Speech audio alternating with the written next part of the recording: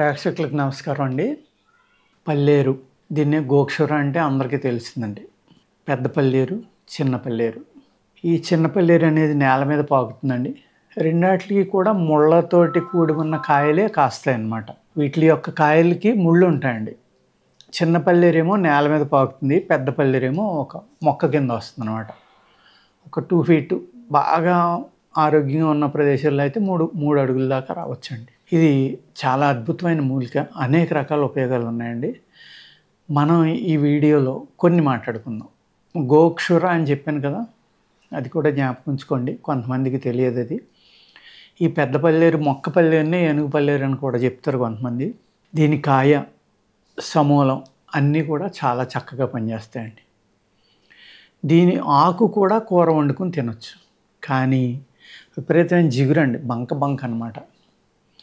పూర్వకాలం సంతానం కలగని వాళ్ళకి ఈ పల్లేరు మొక్కను తీసుకుని వచ్చేవారండి. పువ్వులతోటి, కాయలతోటి మంచి ఆరోగ్యంగా ఆకులు అయ్యి ఉన్నది చూసి తీసుకుని వచ్చి దాన్ని ఒక 1/2 లీటర్ వాటర్ దేంట్లోనే పోసి ఈ మొక్క అందులో ముంచి గిరగరా తిప్పేవారు అనమాట. తిప్పేటోడికి ఈ మొక్క నీళ్లు తగిలిన వెంటనే బాగా బంక జిగురు అయిపోతుందండి. ఆ జిగురు ఆ నీళ్ళల్లోకి వెళ్ళేదనమాట. వెళ్ళిన తర్వాత ఆ నీళ్లు కొద్దిగా పంచదార కలిపి తాగించేసేవారు. ఓపెన్గా తాగలిగితే అలా తాగించేసేవారు, పంచదార అక్కర్లేకుండా. టేస్ట్ ఏమి ఉండదండి అలా తిప్పింది అయితే. మామూలుగా కాయలు, ఆకు అయితే లైట్గా చేదు, తీపి రుచి రెండు ఉంటాయండి. ఇది ధాతువృద్ధికి కూడా ఒక అద్భుతమైన ఔషధం అండి. యూరినరీ ఆర్గాన్స్కి కూడా చాలా చక్కని ఔషధం అన్నమాట.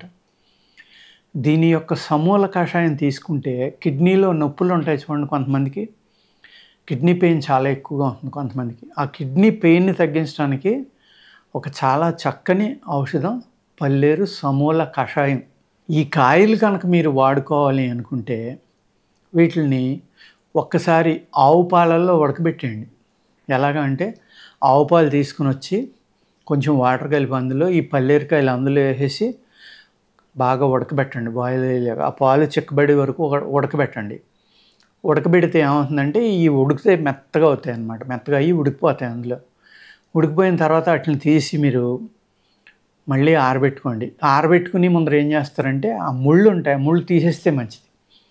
లేదు పల్లేరుకాయ చూర్ణం చేసుకుంటే కనుక వస్త్రగానం అంటాం మనం. మంచి గుడ్డలో వేసి పాముకోవాలన్నమాట. పామితే ఆ గుడ్డ నుంచి రాలింది తీసుకుంటే బాగుంది. ఈ ముళ్ళు కనుక మీరు కొట్టినప్పుడు సరిగ్గా నలగలేదనుకోండి, మీకు లోపల అడ్డుపడితే చాలా ప్రమాదం కూడా జరగవచ్చు. అందుకేంటంటే దీని ముళ్ళు కట్ చేసేసి ఆవు పాలలో ఉడకబెట్టిన తర్వాత కానీ ముందర కానీ. ఆవు పాలల్లో ఎందుకు ఉడకబెట్టాలి అంటే శుద్ధయ్యి మీకు మామూలుగా పనిచేసి దానికన్నా ఎక్కువ శక్తివంతంగా ఆ మూలిక పనిచేస్తుంది అనమాట.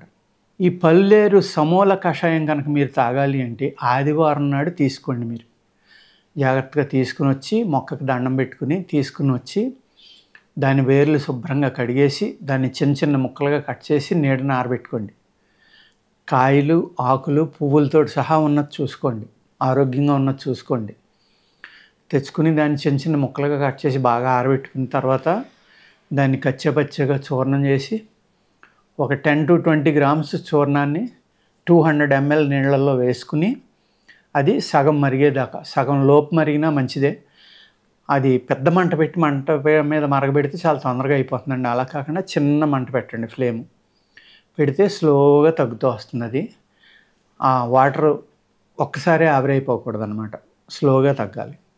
అప్పుడు ఒక 50 నుంచి 75 ml మిగిలినప్పుడు దాన్ని జాగ్రత్తగా వడపోసుకుని గోరువెచ్చగా తీసుకోండి. షుగర్ లేని వాళ్ళైతే అందులో కొద్దిగా పటిక బెల్లం చూర్ణం కానీ ఏదైనా వేసుకుని తాగొచ్చు, డైరెక్ట్గా కూడా తాగొచ్చు. ఇది మీ మూత్రావయవాలు అంటే కొంతమందికి యూరిన్ ఆగి డ్రాపుల కింద వస్తుందండి. అటువంటి వాళ్ళకి ఆ మూత్రావయవాలకి శక్తినిచ్చి ఆ ప్రెషర్ తోటి మళ్ళీ ఆ యూరిన్ బయటికి పంపడానికి ఒక మంచి మూలిక. అలాగే ధాతువృద్ధికర ఔషధం కూడా. ఇప్పుడు నేను అన్నాను కదండి, గోవు పాలు అంటే ఆవు పాలు, నాటావు పాలు అయితే మంచిదండి. నాటావు పాలలో అలా ఉడకబెట్టుకుని దాన్ని ముళ్ళు తీసేసి ఎండబెట్టుకున్న తర్వాత 3 సార్లు వరకు అలా ఆవు పాలలో వండుకోవచ్చండి. దీన్ని మూడోసారి ఏం చేస్తారంటే ఆ పాలు బాగా చిక్కబడేలాగా వండేసి దీన్ని సెపరేట్గా తీసి ఎండబెట్టుకోండి.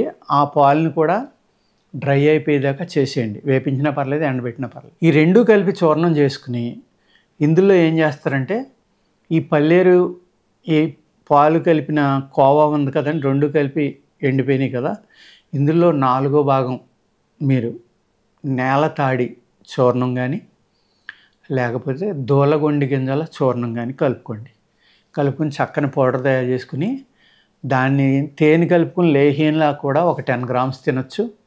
లేదంటే మీరు ఒక 5 గ్రామ్స్ నుంచి 8 గ్రామ్స్ 10 గ్రామ్స్ వరకు పాలల్లో కలుపుకుని మళ్ళీ ఆవు పాలలో పడుకునేటప్పుడు తాగితే కనుక అద్భుతమైన వీర్యవృద్ధి జరుగుతుందండి. పురుషుల్లో దోషం ఉండి, వీర్యంలో దోషం ఉండి సంతానం కలగదు అనుకున్న వాళ్ళకి కూడా, వీర్యం తక్కువ ఉన్న వాళ్ళకి కూడా వీర్యం బాగా తయారవుతుంది. వీర్యం యొక్క క్వాంటిటీ పెరుగుతుంది, దాంతో మగతనం పెరుగుతుంది. ఆ వీర్యంలో ధాతువులు పెరుగుతాయి. అంటే వీర్యంలో ఉన్న ప్రాబ్లమ్స్ వల్ల సంతానం కలగని పురుషులకి ఒక అద్భుతమైన వరం లాంటిది ఇదన్నమాట. అలాగే యూరినరీ ప్రాబ్లమ్స్, అంటే మీకు ప్రోటీన్ లాస్ ఉంది, స్టార్టింగ్లోనే ఉంది. కిడ్నీ ప్రాబ్లం ఉంది స్టార్టింగ్లో. ప్రోటీన్ లాస్ అంటేనే కిడ్నీ స్టార్ట్ అయినట్లు లెక్క. అలాగే డయాబెటీస్ ఉంది, మీకు యూరినరీ ఆర్గాన్స్ ఎప్పటికప్పుడు శుద్ధిగా ఉండాలన్నా కూడా ఈ గోక్షుర సమూల కషాయం అనేది చాలా అద్భుతంగా పనిచేస్తుందండి. షుగర్ మీద పనిచేస్తుంది, మ్యాన్ పవర్ మీద పనిచేస్తుంది, కిడ్నీలు శుద్ధి చేస్తుంది, మూత్రావయవాలన్నీ శుద్ధి చేస్తుంది, రక్తవృద్ధి చేస్తుంది, చాలా బలం ఇస్తుంది. ఎన్నో రకాల ఉపయోగాలు అన్నమాట దీనివల్ల. ఇది అందుకనే పల్లేరు అనేది ఒక అద్భుతమైన మూలిక అండి. దీన్ని జాగ్రత్తగా విని మీరు, అది ఎక్కువ ఇసుక కరువులు మెట్ట పొలాల్లో బాగా దొరుకుతూ ఉంటుంది. అటువంటి చోట్లకి వెళ్ళి ఆదివారం నాడు తెచ్చుకుని చక్కగా చేసుకుని దీన్ని వాడుకుని మీరు మీ ప్రాబ్లమ్స్ నుంచి బయటపడండి. నమస్కారం అండి.